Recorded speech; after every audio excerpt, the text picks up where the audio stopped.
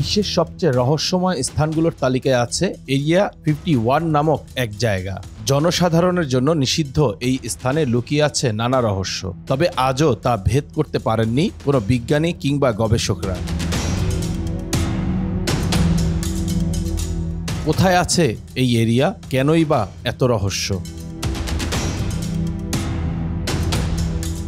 আমেরিকার নেভাডা স্টেটের দক্ষিণে লাস ভেগাস থেকে 150 কিলোমিটার উত্তর পশ্চিমে পাহাড় ঘেরা মরুভূমির মধ্যে আছে Nevada state and training range. আধুনিক মরণাস্ত্রের সবচেয়ে বড় পরীক্ষাগার। 29 লাখ একর জুড়ে থাকা এই রেঞ্জে আমেরিকা নাকি 500টিরও বেশি পারমাণবিক বিস্ফোরণ ঘটিয়েছে।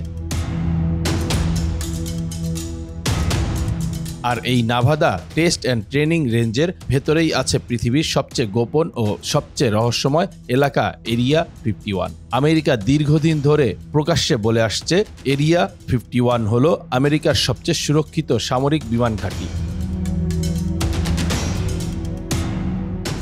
তবে সত্যিই কি এরিয়া 51 একটি বিমান ঘাঁটি, নাকি সেখানে লুকিয়ে আছে অন্য কোনো রহস্য?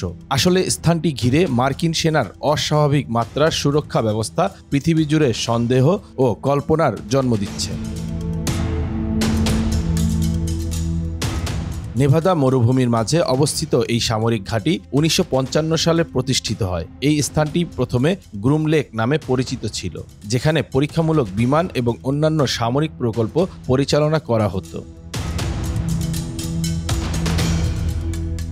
এরিয়া 51 নামকরণের পর থেকেই এটি সারা বিশ্বের মানুষের কাছে পরিচিত হয়ে ওঠে, যদিও আমেরিকান সরকার দীর্ঘদিন ধরে এর অস্তিত্ব অস্বীকার করে আসছিল।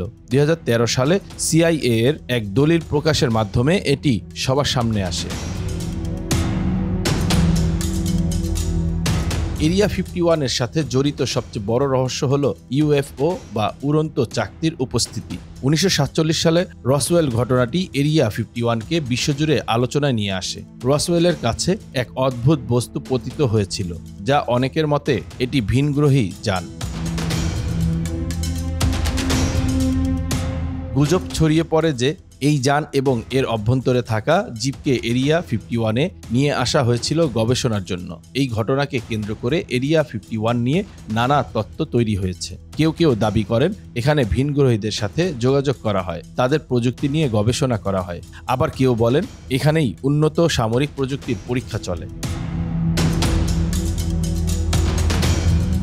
যদিও এরিয়া 51-এ কাজ করা ব্যক্তিদের মুখ থেকে কিছুই জানা যায়নি, কিন্তু বহু সাবেক কর্মচারী, বিশেষ করে পাইলট বব লাজার দাবি করেছেন তারা এখানে এমন কিছু দেখেছেন যা মানুষের নির্মিত নয়। বব লাজারের দাবি ছিল তিনি এমন এক স্পেসশিপের উপর কাজ করেছিলেন যা ভিনগ্রহের প্রযুক্তি দ্বারা তৈরি। তবে তার এসব দাবি বিতর্কিত এবং প্রমাণের অভাবে অনেকেই তা নাকচ করে দিয়েছেন।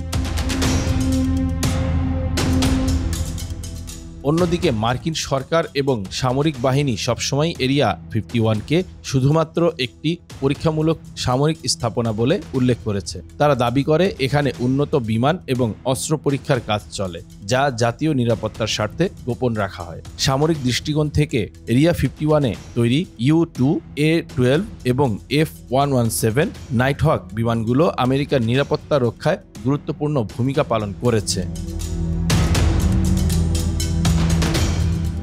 আমেরিকার ভূখণ্ডে থাকা সবচেয়ে সুরক্ষিত কিছু জায়গা, যেমন পেন্টাগন, হোয়াইট হাউস, নাসার সদর দপ্তর ও বিভিন্ন লঞ্চ প্যাডেও অনুমতি নিয়ে সাধারণ মানুষ ঢুকতে পারেন। তবে এরিয়া 51-এর আশপাশে মিডিয়া বা জনসাধারণের প্রবেশাধিকার একেবারেই নিষিদ্ধ। এই স্থানের চারপাশে কোনো প্রাচীর দেওয়া না থাকলেও পরিবেশের সঙ্গে গিরগিটির মতো মিশে আছেন হাজার হাজার সেনারা। খালি চোখে তাদেরকে দেখা যায় না। নিষেধ সত্ত্বেও যদি কেউ এরিয়া 51-এ প্রবেশের চেষ্টা করে তাহলে সেনারা অতর্কিত গুলি করে মেরে ফেলে। সেই অনুমতিও দেয়া আছে তাদের। সেনারা ছাড়াও সবার অলক্ষ্যে সেখানে হাজার হাজার mobile, CC camera, laser detector, sound detector, গন্ধ শোকার ক্ষমতা সম্পন্ন ড্রোনও স্থানটির সুরক্ষায় আছে। সবচেয়ে অবাক করা বিষয় হলো এরিয়া 51 নামক স্থানের উপর দিয়ে কোনো বিমান চলাচলেরও অনুমতি নেই। এই স্থানের উপরের আকাশেও কড়া নজরদারি চালানো হয়। এজন্য 155 মাইল উত্তরে 9400 ফুট উঁচু বেল্ডে পাহাড়ের চূড়ায় বসানো আছে পৃথিবীর সবচেয়ে শক্তিশালী air route surveillance radar. Bangla Khabar 52 news desk.